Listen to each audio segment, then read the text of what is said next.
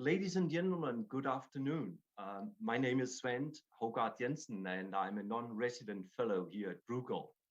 I'm also an economics professor at the Copenhagen Business School. I'm delighted to welcome you to our online event today, entitled "How Do we Strike the Right Balance Between the Three Pillars of the Pension System?" At a time when populations are aging, at a time when issues related to inequality, both within and across generations, at a time where sustainability of public finance is still a hot topic. Well, at such a time, I hope you agree with me that a debate on the pension system is easy to motivate. Before getting into the details of the issues today, let me first introduce you to our panel today. First in line is Suvi-Anne. Suvi-Anne is an economist by training, and she worked as a research economist before she moved into politics. She was a member of the Finnish parliament for 8 years, and she has served as Minister of Finance from 1999 to 2003. Today, she is the CEO of the Finnish Pension Alliance called ELA. Next is Elsa Fornero, who is a professor of economics at the University of Turin in Italy. She has authored and edited several books on pensions, one of them entitled Pension Policy in an Integrating Europe, so highly relevant for our topic today.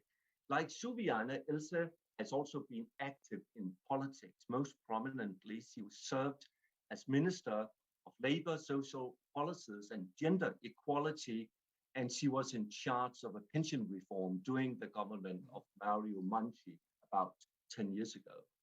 So with these small clips from our CVs, and without further ado, let's get started. All of you can ask questions to the panel. You just go to Slido, sli.do, and use the code pensions. Before we strike a balance between the pillars of the pension system, we need to strike a balance between how long we are going to speak today. Since this is an online event, I recommend to keep the initial remarks about or fairly short, not much more than 5 minutes. And then after we've each of us contributed with some initial remarks, we'll have a discussion. So I take the liberty of being the first, and I would like then to share my screen with you. And here it comes. I hope you can see it. How to strike the right balance between the three pillars of the pension system? That's what we're going to talk about. And let me first very, very briefly introduce you to the three pillars. We have pillar one, typically public, tax financed or pay as you go, as we call it in the pension literature. An example could be an earnings related, but it could also be a basic flat rate benefit plus means tested supplement. So this is sort of the core of the pillar one. The pillar two is typically private, it's funded, and an example of that could be an occupational pension scheme, part of the collective agreement between the social partners. And then we have the pillar three, again, private, individual, voluntary savings schemes, typically organized by banks, insurance companies, or the like. We'll get back to that later, but let me just move on to my next slide, which is this one. With our pension system, well, you could ask, what should a pension system ideally be able to achieve? Well, it should prevent poverty among the elderly. It should also offer a fair balance between pension benefits, income as retirees, you could say, and previous income, that is income as workers, right? So to find this fair balance is a key objective. and then it should also be financially sustainable in the long term. And here we know that several countries have big trouble. I want today to be sure we at least discuss two key issues. The first is what I would call longevity adjustment of the retirement age. Why is that relevant? Well, it's relevant because a driving force behind the population aging is lower mortality rates, or as we often put it, increased longevity. So with increased longevity, you would also need, in order to achieve fiscal sustainability, to raise the retirement age. And here's an example of that from my own country, Denmark, where you can see how we raise the retirement age in line with increases in longevity.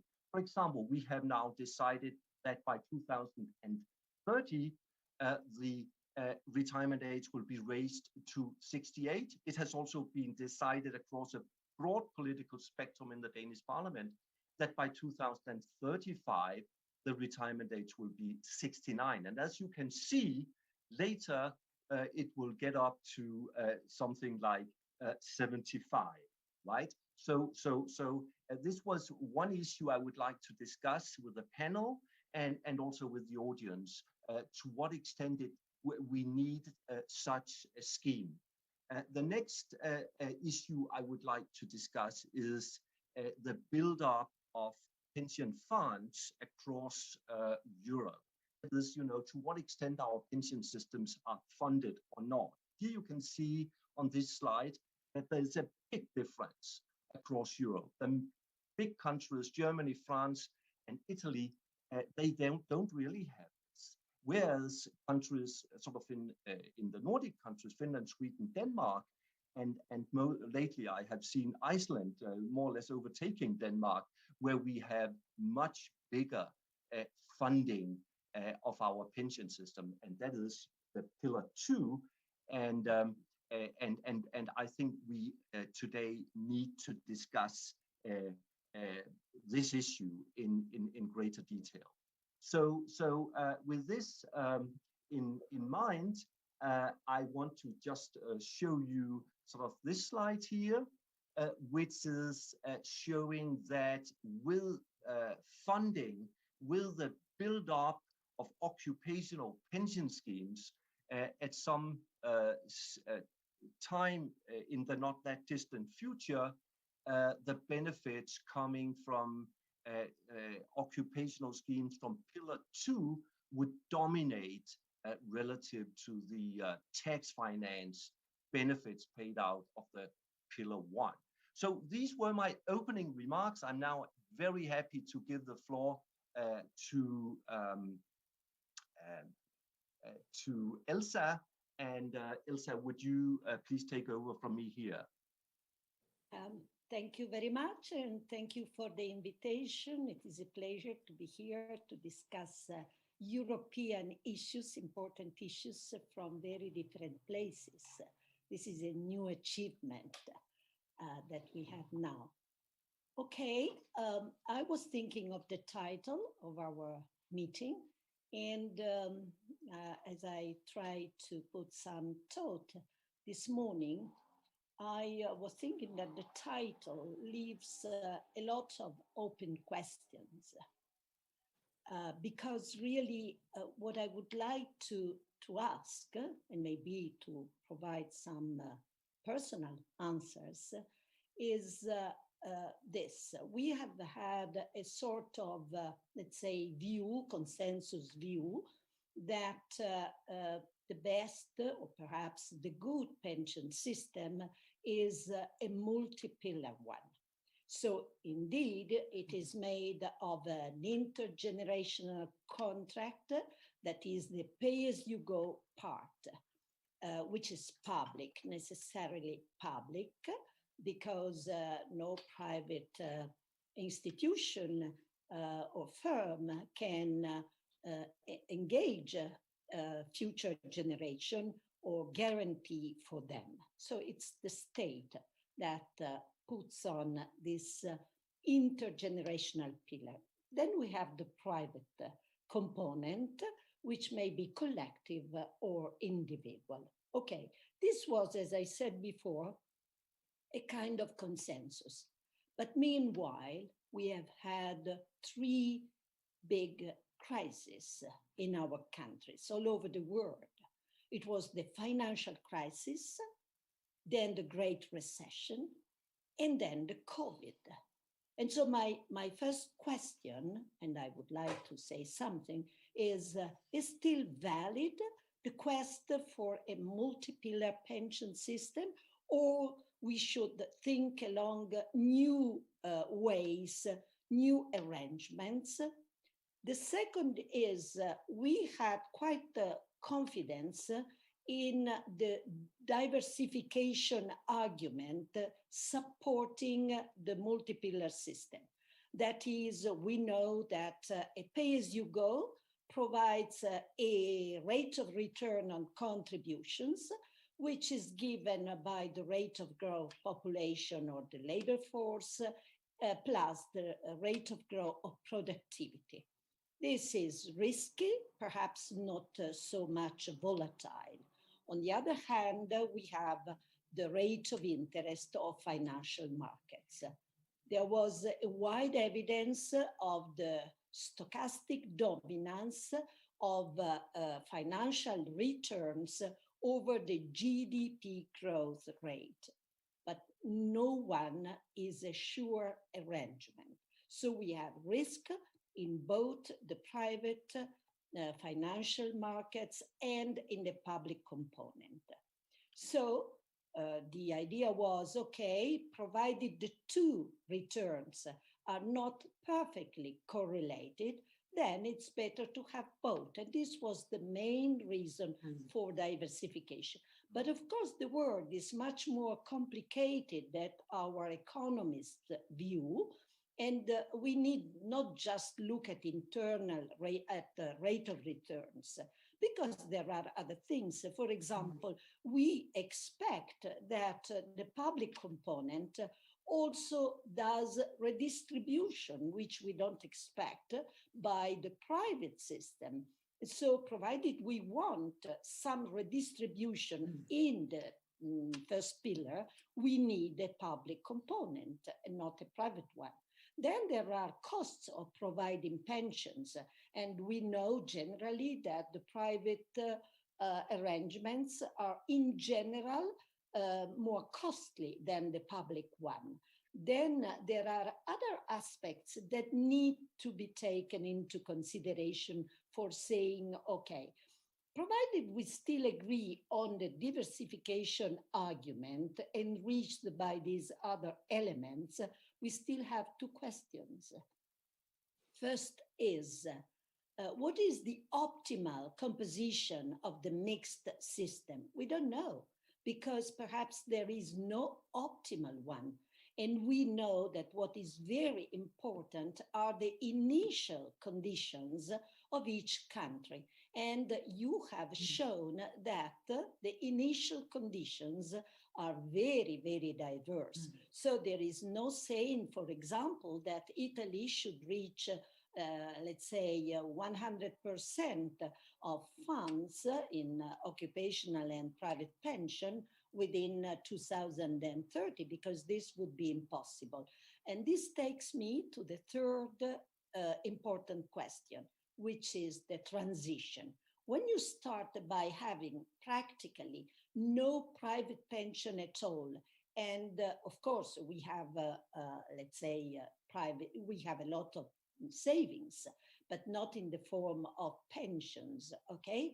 So when you start from a situation in which pensions are generally under the social protection scheme, so it's social security, how do you get to the mixed system? You have very important transition problems, because somehow you have somebody that has to pay twice. Either the young pay for themselves and for the older generations, or you reduce pensions for the older generation and leave the young to pay for themselves, or you have any combination, because this is a distributional issue, a very important distributional issue. You have political choice. This is not a technical matter, cannot be a technical matter. It's a political choice. And final observation, in the field of pension, we all know that each country, the issue is under the subsidiarity principle, so each country can decide on its own according to its own preferences, political preferences. I stop here. Thank you very much, Elsa, for a very clear presentation. And I immediately hand over to you, Suvi-Anne, to continue. And then after you, we will have a debate among us, and then hopefully we will get also questions from the audience. But first you, Suvi-Anne.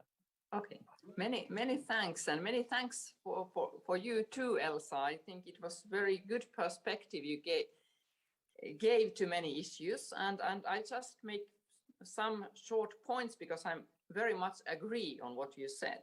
But I want to stress the thing that you or Elsa mentioned also already, that if we want to take care about intergenerational distribution of income, we must have some kind of compulsory systems. I think they can be first pillar, pay as you go, but also here in Finland, we have an occupational pension that is actually compulsory. It's law-based and applies to all jobs. And that gives you an opportunity to, at least to some extent, take care of intergenerational distribution as well. And I think this is very important, not only between the today's old and today's working age population, but also between today's working age populations and today's and tomorrow's little children. Because we know that besides longevity issues, challenges, we have fertility challenges in, I guess, every European country, maybe besides France and a bit Sweden, but the birth rates are quite low. And that means that also in the decades to come, we have this issue of intergenerational distribution of income among us. And it's one thing to solve how we take care of today's pensioners or those who are reach their pensionable age in the next 2 decades to come. But in 30, 40 years time span, we also have challenges because of the fertility rates that we have today. So I think we have to have some kind of compulsory arrangements if we want to be, in any sense, at least a bit fair towards every generation. And then I very much agree on what you, Elsa, already mentioned, that traditions, initial conditions in respective EU member states are very different. And I think pensions and also the idea of old age social care are issues that are very much history and tradition driven. We also differ not only economically in these pension arrangements, but also culturally, that how, in what manner we want to take care of our old age population, that part of our population. And therefore, I think we can never reach an arrangement where one size would fit all the member states. And therefore, I think it's important that we consider issues like portability and how you can still have your accrued pension rights with you, although you work in different countries or in different regions or even on different branches. I think this is an important question from the future point of view. And then I really much liked the idea that you stressed, Elsa, the distributional and transition arrangement kind of issues too, because I think they are quite often neglected. And pension discussion is far too technical in nature. I think it's good to have for that experts have their role, and it's like when we are building physical bridges, we need the right calculation so that you can really drive your car or walk across the bridge. But where to build the bridge is definitely a political question, not a technical one. So I would like to thank you very much for making that point as well. And then my last point maybe is that the pension policy is not just about what pillars we have, or do we have national or EU-wide arrangements. It's also that how we decide on pensions on various member states. Is it a parliamentary process, and what is the role of the social partners? I think it's a very mixed field, also from the traditional point of view, that there are very different cultures on making and defining pension policy in various member states, and that, so to say, is in agreement with the remark that I made that no, there is never going to be a one-size-fits-all kind of arrangement in EU.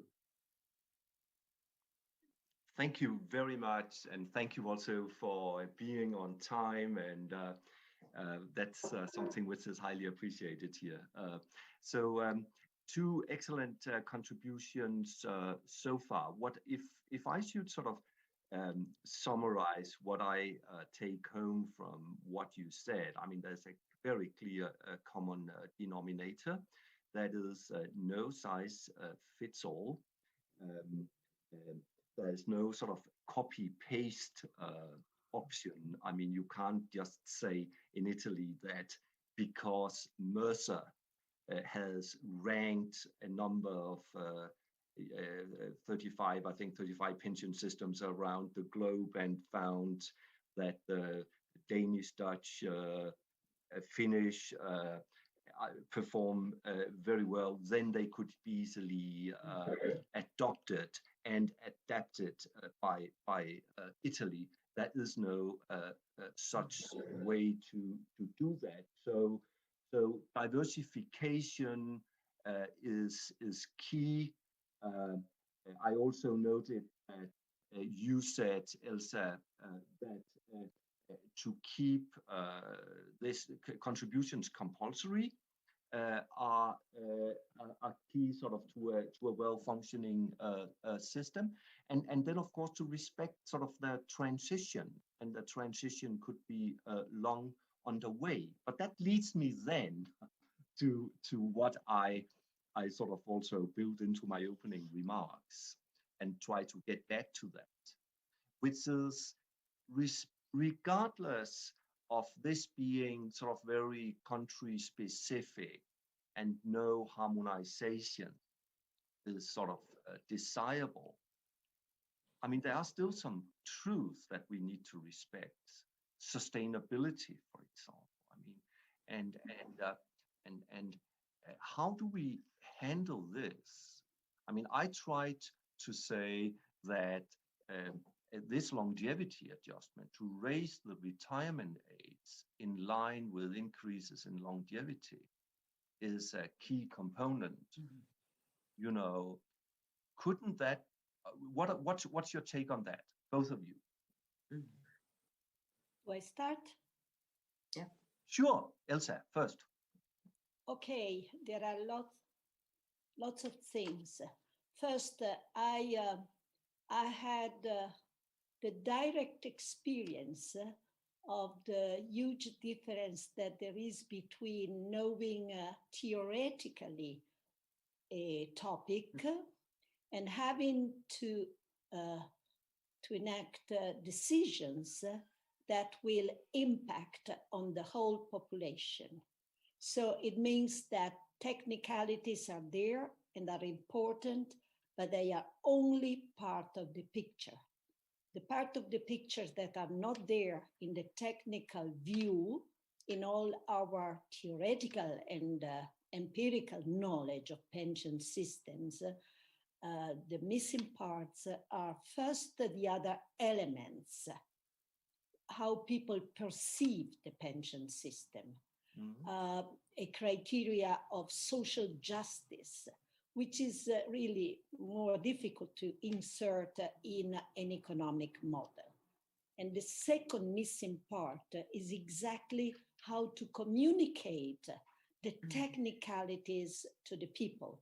This I had very much difficulties because, well, we had no political party. So it was difficult to talk to the people. And that's why, and I have practiced it after being a minister, that's why the dialogue is terribly important in delivering policies. Of course, if you are under an emergency, dialogue is a kind of luxury that you cannot allow to yourself.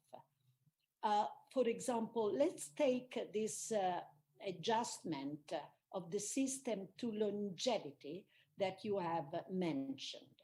Of course, technically, it means, okay, now there is an increase in life expectancy, and particularly if you have in your system a defined benefit kind of formula, taking let's say, the average of the last salaries to connect your pension to the last wages or salaries, this implies that you redistribute towards the rich, and they live longer, and so you give more to them.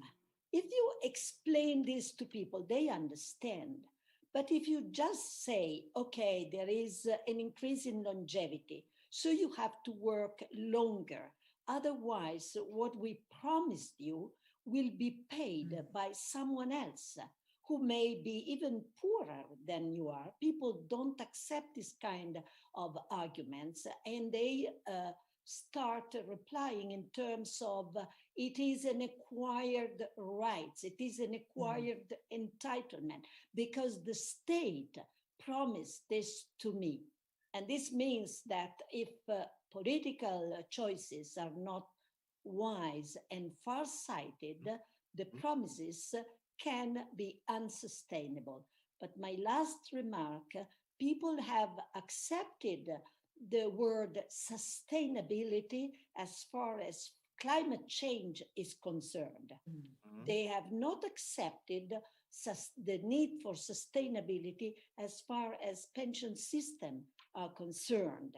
And they think they have transformed the word sustainability into the word austerity. So what you did for sustainability reasons appeared in their eyes done just for austerity and the preference of Nordic countries for austerity instead of our Mediterranean countries preferring a more gentle way. That's a very, very interesting point you're making. And I will just immediately hand over to you, Suvi-Anne, to move this further, because this is very interesting. I mean, is it also austerity in your country to introduce this kind of thing? Yeah, well, I agree on with Elsa on the importance of dialogue in reshaping pensions. And of course, today, the situation in my country, in Finland, is that we have been able to increase the lowest pensionable age. We have even been able to connect it in the future to the longevity of cohorts. So it will be increasing in the future too. And then we already in the early 2000s introduced also a special coefficient to the monthly pension that you have, which takes into account the longevity prognosis for your cohort. And if you retire at the lowest pensionable age, a part of your monthly salary is actually taken away, so that the same amount, so to say, would be sufficient for your entire lifespan. But it didn't come easily. It was a long debate for especially for the increase for increasing the lowest pensionable age. It didn't happen just like this. It was a decade-long discussion. And I think it is still considered from the point of view of the younger generation that it is a bit unfair for them. I don't personally think that way, but it's of course a difficult concept for a person to fully understand that how long we actually are going to live after. May I just intervene, Suvi-Anne, and also because I think, you know, the fact that it takes long, to me, is not sort of controversial, or it's not necessarily a problem. On the contrary, I would like to make a virtue out of that in order to build legitimacy. I mean, that would demand long discussions, not just among politicians, but also with social partners. And you know, it's obvious sitting here, the three of us coming from countries where we have been involved in pensions, that we refer to experience from our own country. I mean, in my country, Denmark, it's shared, it's widely agreed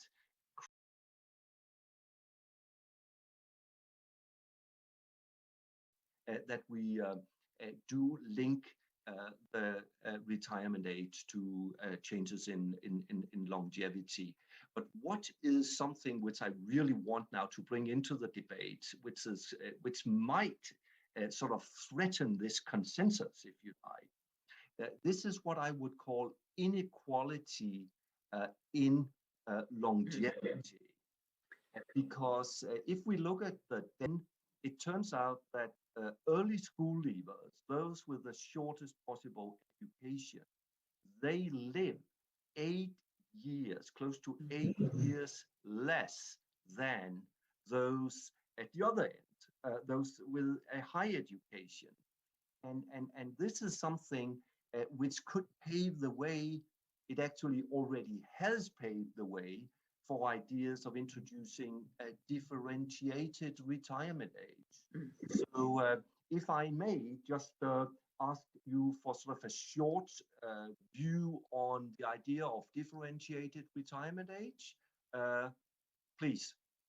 Yeah, if I may start, I think this is a very important aspect, that it's not possible for everybody to work long enough to reach the present or especially the future retirement ages. And I think early retirement routes in one way or another are going to be important and even necessary in the future. But I would say that even here the design of the pension system may differ between countries. In Finland, we have a separate disability pension included in our pension system. And it is quite often the case that those so-called those persons who have lower education, they tend to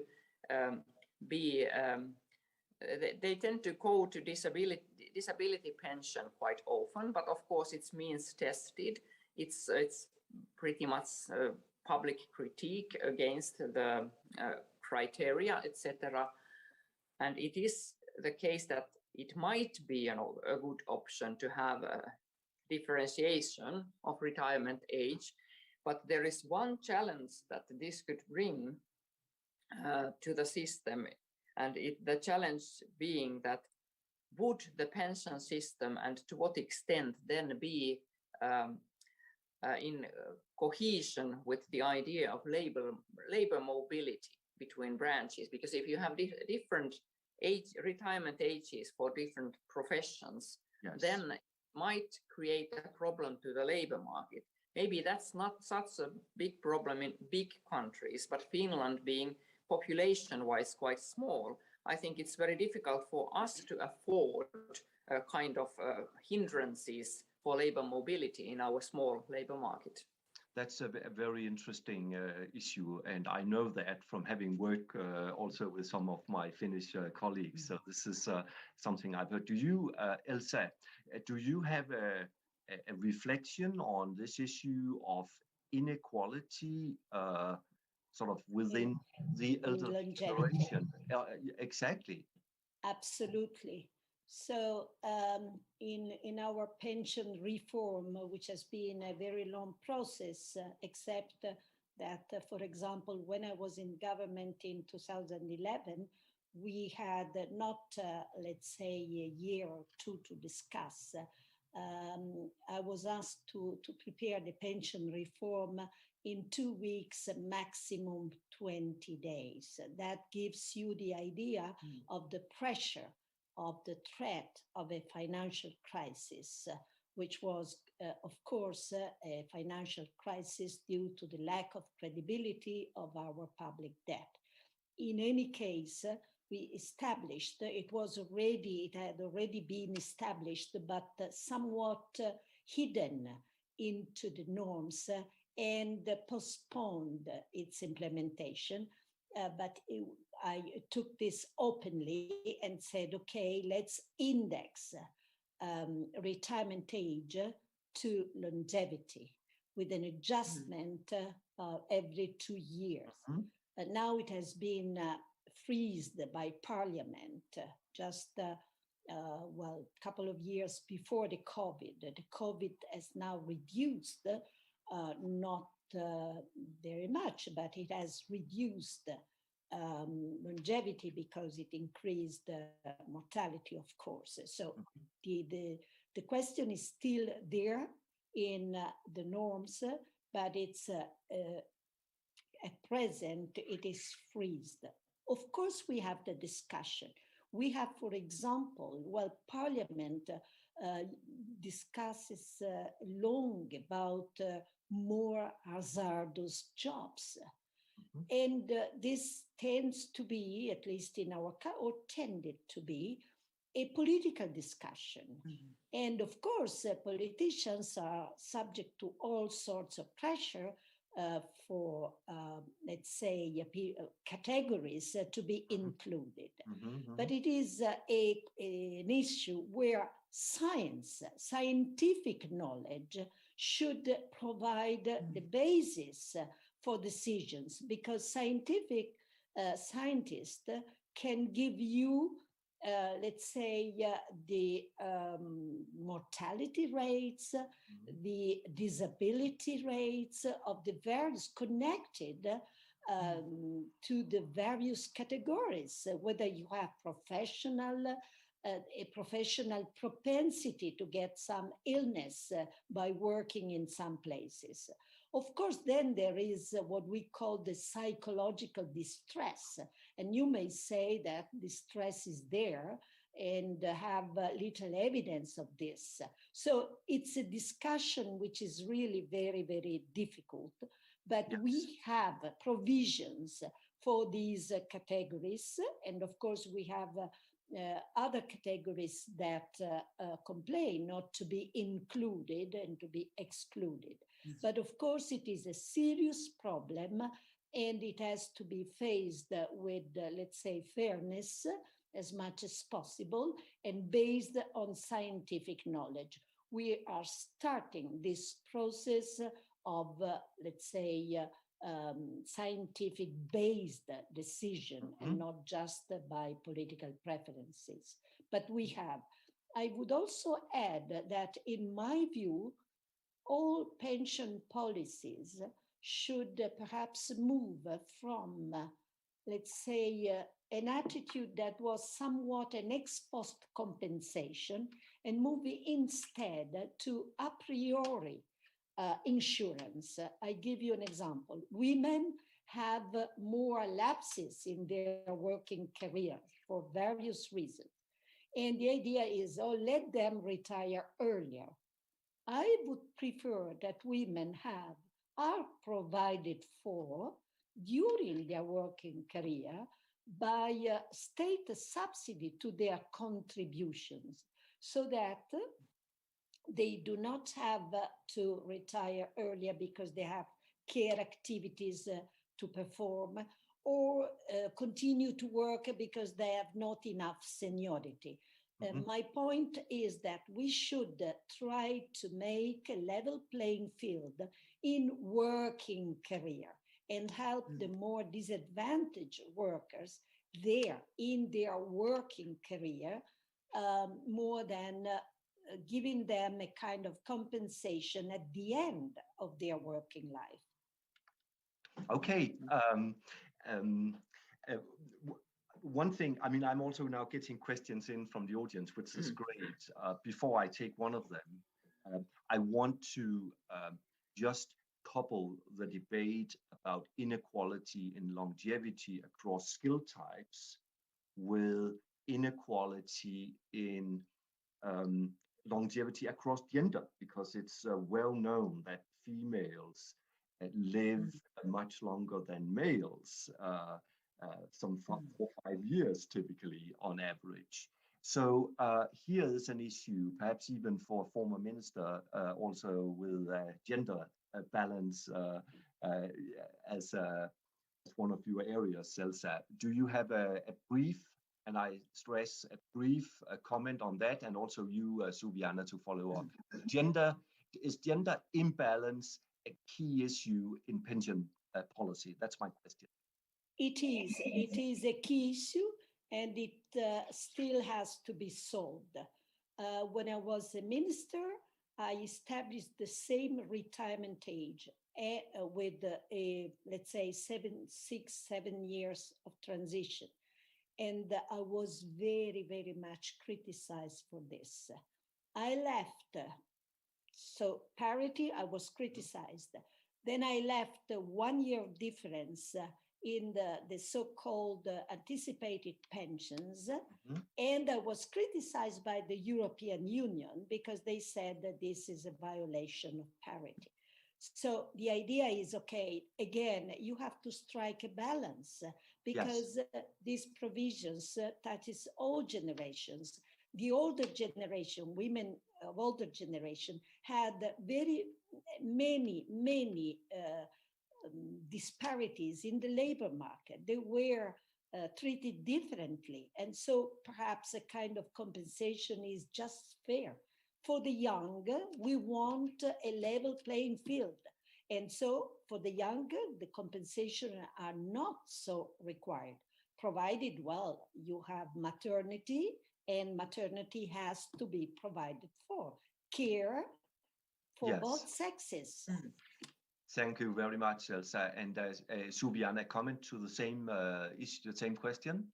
Yeah, I think there are still a lot to do in the equality issue between men and women. And I definitely am of the opinion that women's working careers and the gaps in them have to be provided in one way or another to enable for them to have an adequate pension as well. I totally agree. And because women live longer, I think it is also a thing to assess in having pension reforms, because it's quite there are two different worlds if you live 10 years after the retirement or if you live 20 or 25 years.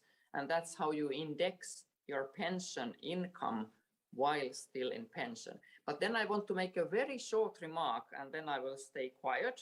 But I, as we discussed already, that it's important to add in one way or another the challenge of longevity into the pension schemes. Yes. I think we should start looking after models on how to engage low fertility levels into some kind of coefficients or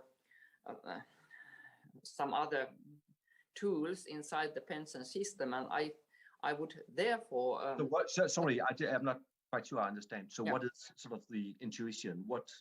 I was just about to come to that. I think some pre-funding would be needed for all pension systems, regardless of what pillar they are, to the extent that we want to take care of the intergenerational issue, because the generations to come, today's kids are much smaller than those who are 30 to 40 years today. And we have to provide for the pensions of today's younger working force and not to leave all the burden to those who are just little kids today. And funding, pre-funding could be a way of doing this. Okay, I think we will leave this issue there because I would like also to take seriously that I actually get a lot of questions on my Slido, and that could be an opportunity to get back to sort of the European perspective on this. And I have a question here from questions asking, does the fact that there's no one-size-fits-all system make a European pensions union impossible?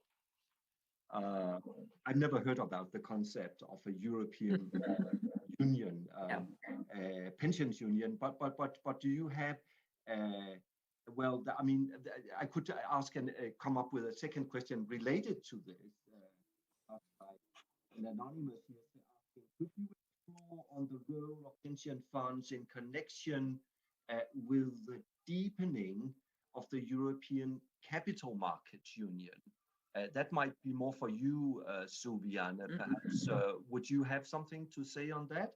And then I will get back to you, Elsa, sort of on the broader issue on the one size fits all and the harmonization and we may today sort of also invent the concept of a pension union. Actually. But you first, Suvi-Anne. Yeah.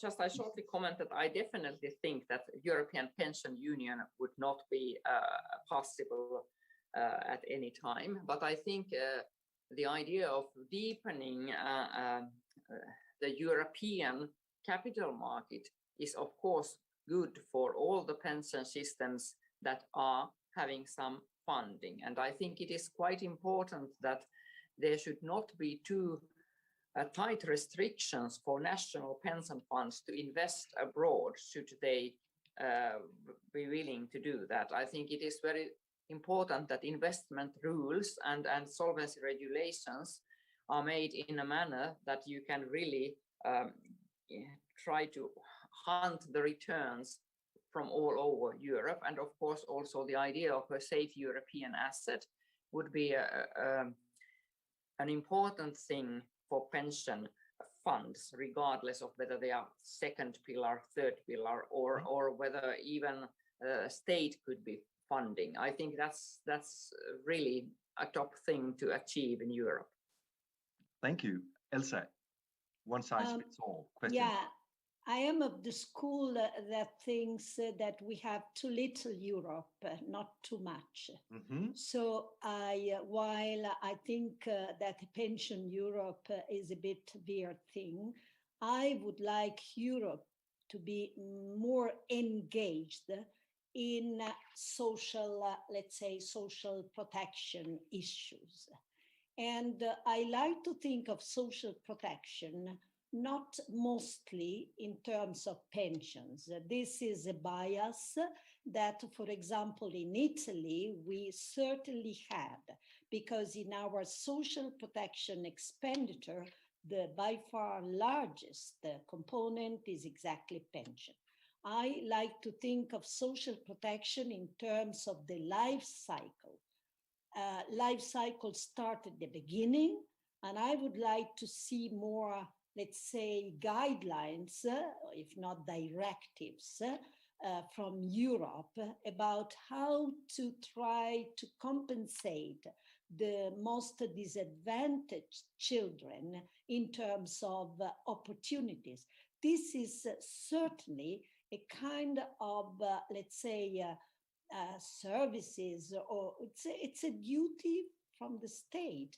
And we may leave each state on its own, but having guidelines, directions by the European Union, to me, is fundamental.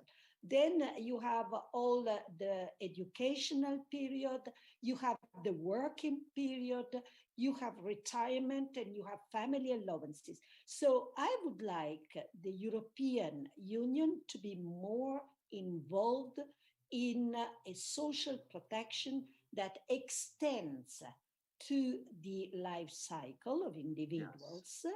And this means that, again, we need to strike a balance between expenditure in pensions and other items, because pensions arrive at the end of our life, but we want to try to realize justice or fairness starting from the beginning of our life course, not just at the end. Very, very interesting. I think this is a topic that we need to take up later on and go further into the details with. So leave it as a very interesting potential for later discussion. An issue that I would like now to bring in, and which relates also to a question that has just appeared, on sort of preparing for this, I wrote down, does it matter that apparently only very few people understand the pension system? And that was my question. And now the question coming in through Slido says, could you envisage a role for improving financial literacy, and then it says in the context of the third pillar. So information about pensions is something I would like you to discuss briefly, and perhaps if I make an attempt to understand the question about financial literacy, one way of thinking about it could be that with the funded systems, sort of you get once a year information about how much you have saved. Some even members of the blue collar segment of the workforce might be millionaires in terms of accumulated savings. And there's a perception, I heard it at a meeting I attended last week, that this may actually play a role sort of in many people's way of thinking of economics and sort of have an impact perhaps on financial literacy. So the floor is yours now. First, Suvi-Anne. Yeah, I think it is important to have transparency in what your accruals are. Yeah. I think it is important. It's maybe not always so easy to achieve in practice, but we have it at least to some extent available already in Finland for our compulsory pension system. But it is, of course, nevertheless difficult for people to understand that what does it mean if I have accrued this much by being 35? How much would that mean when I'm near my pensionable age? And it's maybe not so safe always to give prognosis, but I think in Sweden they have even made that part more visible. They are more bold to make projections that should everything continue this way or the other way, you could have this much or a bit lower pension when you are. So this 65. Is a matter of information, providing information. For example, if we continue in a low interest rate environment, if longevity goes up by this or that, it would have this or that impact on what you would get as a retiree from your pension fund. I mean, basically the value of your savings in terms of the annuity being paid out upon retirement. I think that's something which is very, very important. And Elsa, this is Italy, also. Now, I just said that this is also true of public pensions, because you said if interest rates are low, then this impacts on your pension, right? But also if the growth rate of the economy slow down, you have an impact on your pensions, because somehow it means that let's say, you might think of the pace you go and the system that invests in human capital. Human capital is provided by people and their productivity. So if there is a decrease in population, working age population particularly, and no increase in productivity, well, your contribution cannot increase. There is no return to your contribution. And this is a fundamental knowledge that also people enrolled compulsorily in the public pension system have to have. So it means information is fundamental, but also knowledge, a bit of financial literacy and financial education is necessary, because you may have information, but if you have no knowledge whatsoever, then we see in TV talks how the same data are widely discussed with completely different views. So some basic knowledge has to be given. But we also have in Italy kind of orange letter. We somehow copied the Swedish orange letter, but now it has been freezed. Also that has been freezed, unfortunately. Okay, we are actually running out of time. We have 3 more minutes. I want to address one issue, linking pensions or potentially linking pensions to a very topical issue, climate. So what I'm talking about here is sort of not just the savings in the pension system, but the counterpart, investments. And to what extent investments by the pension funds could make a contribution to the green transition. I realize that this may be mostly for you, Suvi, but I definitely want also for you, Elsa, because this is my last question and we have 2 more minutes, right? Yeah. Well, my politically correct answer is that it's not. I find it not as a good idea to force pension funds to invest in one way or the other.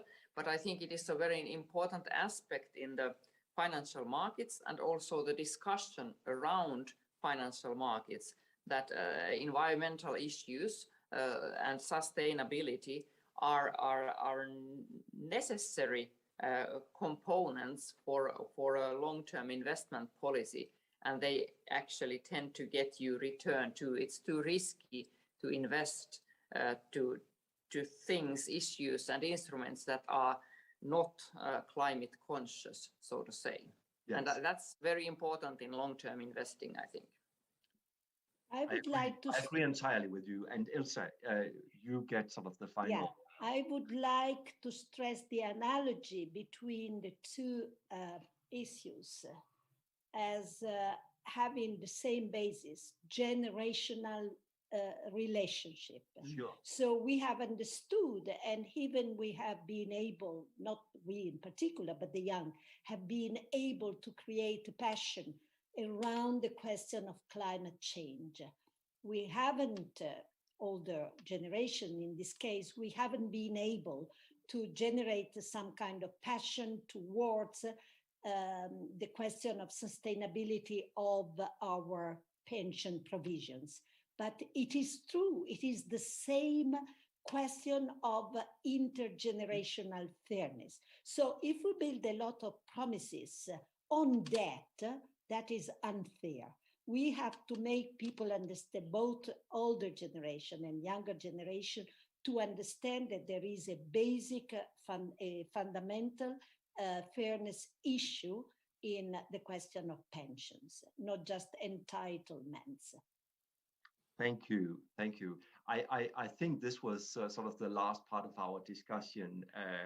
We are running out of time. Actually, I would say that we have ran out of time. So on behalf of the Bruegel family, I want to thank you very much. Thank you so much to Elsa Fornero. Thank you to Suvi-Anne for being with us today. And thanks to the audience also. I wish I could have accepted more questions, but we don't have more time. I would just say that it has been a great honor for me, a great pleasure to chair this discussion. I hope that we have, like me all, learned a lot. And thank you so much. I hope to see you again soon in person. Thank you. Thank you. Bye. Bye. Bye-bye.